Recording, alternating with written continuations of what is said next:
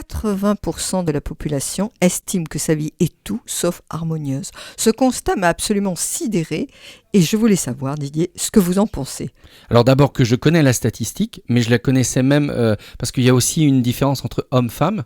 Oui. Vous savez qu'on estime que pratiquement 60% des femmes estiment à passer à côté de leur vie. Enfin, je veux dire, c'est assez consternant comme Donc vous comme pensez analyse. qu'en fait, ça s'adresse davantage aux femmes? Ah non, ce non, ça constat s'adresse à tout le monde. À tout le monde. Actuellement, dans la culture occidentale, il y en a même qui disent que la culture occidentale est la championne du monde de l'insatisfaction chronique. Il faut dire quand même jusqu'où ça va. Hein. Oui, ça va très loin. Alors, moi, je voulais savoir, je vous pose la question telle qu'elle me vient à l'esprit, comment faire pour harmoniser sa vie, puisqu'on la trouve non harmonieuse. Comme dit, je vais peut-être vous surprendre, mais il ne faut pas forcément rentrer en religion, hein, je précise bien. Voilà. Moi, je vous propose une définition sur harmoniser sa vie. Qu'est-ce que ça pourrait signifier ? Tout le monde n'est pas forcément d'accord avec cette définition, mais ça va permettre au moins de poser une base qui soit logique, d'accord ?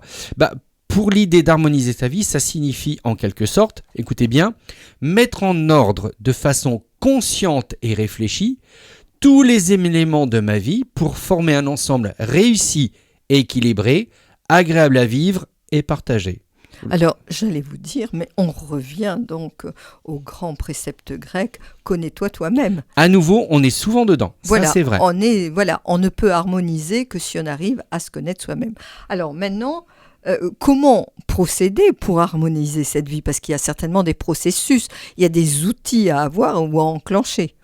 Selon les théoriciens de la psychologie positive, vous savez, il y a des grands mouvements aujourd'hui de pensée positive, etc. Il faut faire attention un peu quand on rentre là-dedans parce que quelque part, je veux juste mettre en alerte nos auditeurs, attention à ne pas vous anesthésier parce qu'il y a beaucoup de courants qui vous promettent de belles choses, mais c'est que de l'anesthésiant. Puis le jour où vous vous réveillez, ça devient extrêmement difficile parce que le réveil est très rude. Et ça, il faut éviter. Non, je crois, moi je viens de cette école qui pense que pour pouvoir harmoniser sa vie, il faut déjà partir du principe qu'elle n'est pas harmonieuse, donc ça veut dire que l'ensemble de ce que je vis ne forme pas un ensemble réussi, équilibré, agréable à vivre et partagé. Donc déjà, il faut poser ce constat. Ensuite, il me semble qu'il faut adopter de nouvelles logiques, et ces nouvelles logiques ont un but, nous aider à penser, raisonner et agir. Et à ce sujet-là, je vais vous citer quelqu'un. Vous vous souvenez du grand Albert Einstein ? Tout à fait. Lui, il disait... La folie, c'est de faire toujours la même chose et de s'attendre à un résultat différent.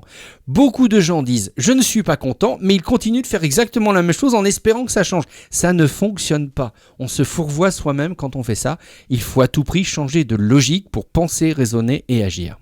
Alors, donc, vous venez de le dire, il faut adapter ou adopter de nouvelles logiques. Nouvelles logiques, voilà. Effectivement. Alors, est-ce que vous pourriez nous citer quelques-unes de ces logiques et comment on les met en œuvre ? Alors, peut-être le plus simple, c'est de se dire qu'il faudrait peut-être s'asseoir et de dire qu'est-ce que c'est pour vous une vie harmonieuse ? Votre définition, Martine, n'est pas la mienne, on est bien d'accord. Votre environnement n'est pas le mien. Mais on peut trouver des éléments qui vont nous permettre de définir ce que c'est que d'avoir une vie harmonieuse. Je le rappelle, où l'ensemble de nos éléments vont former quelque chose de réussi, d'équilibré, d'agréable à vivre et partagé.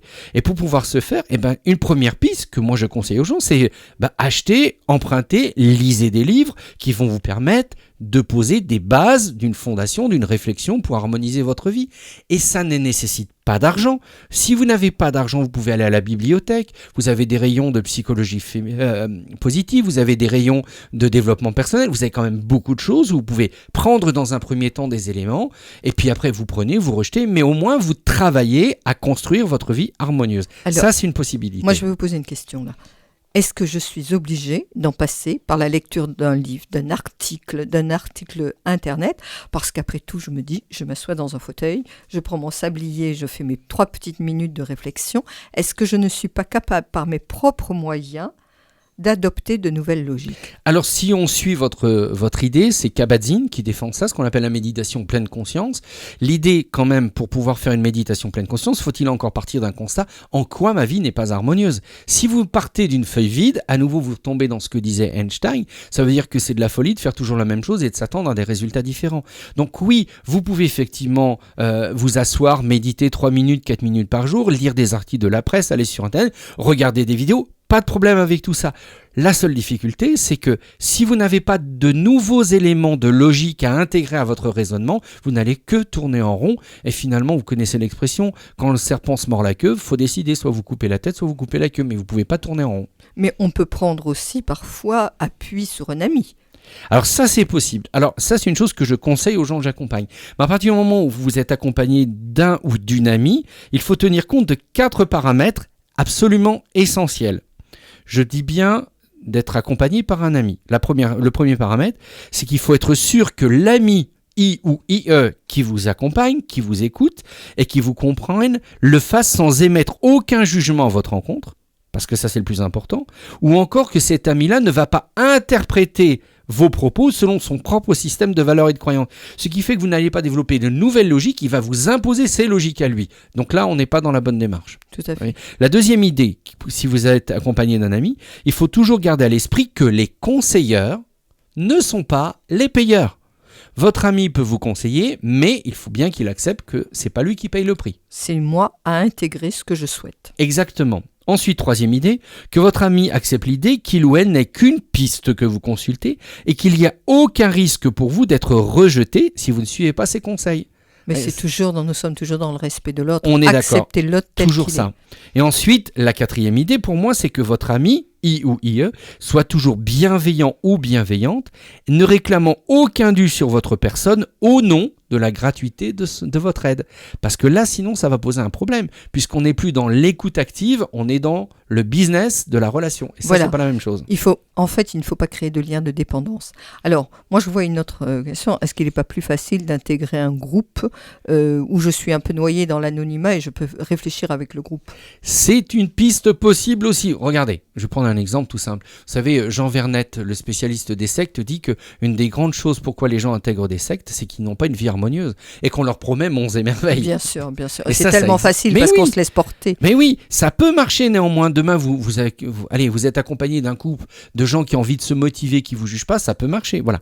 Bon, mais le piège, c'est d'être déçu du groupe auquel vous adhérez.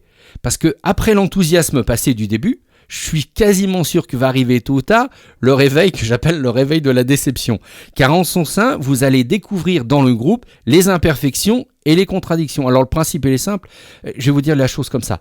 On ne change pas positivement et durablement sa vie grâce aux autres, mais parce que j'adopte de nouvelles logiques et je travaille à orchestrer ma vie pour la rendre harmonieuse. Les autres ne sont qu'un moyen, jamais une finalité. Je ne peux pas les copier, je peux en tirer des principes actifs, c'est pas la même chose. Voilà. Et enfin, j'allais dire, écoutez, on s'adresse à un spécialiste. Qu'est-ce que vous en pensez, Didier? Ah mais oui, ça c'est encore une chose qui moi me semble bien. Et moi je m'inscris dans ce domaine-là. C'est-à-dire que pour moi c'est la meilleure piste qu'il faut avoir. C'est-à-dire trouver quelqu'un qui vous écoute, qui va aller dans votre sens et faites-vous accompagner. Ça, ok, ça a un coût, je suis bien d'accord avec. Mais d'un autre côté, il vaut mieux avoir 3 ou 4 rendez-vous, peut-être 10 rendez-vous pour avancer que tourner en rond. Et le rapport de l'investissement financier à rapport à l'investissement de vie, je pense que là, on a plus à y gagner qu'à y perdre. Bien, écoutez Didier, je vous remercie. Je crois que nos auditeurs ont bien compris tous les efforts que nous devons faire pour avoir une vie harmonieuse. Oui. Et puis si on n'y réussit pas soi-même, on s'adresse à un spécialiste. Et je me porte candidat. Voilà. À très bientôt Au revoir, Didier. Martine. Merci encore.